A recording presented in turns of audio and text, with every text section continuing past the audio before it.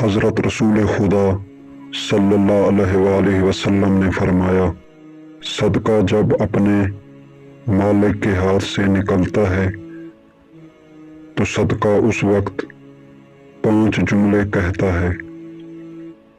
Number 1، میں فانی مال تھا، تم نے مجھے عظیم بقا دے دی۔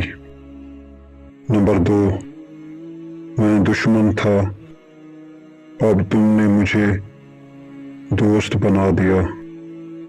نمبر 3، میں حقیر تھا، تم نے مجھے عظیم بنا دیا۔ نمبر 4، آج سے پہلے تم میری حفاظت کرتے تھے، اب میں تمہاری حفاظت کروں گا۔ نمبر 5، پہلے میں تمہارے ہاتھ میں تھا، اب میں اللہ کے ہاتھ میں ہوں۔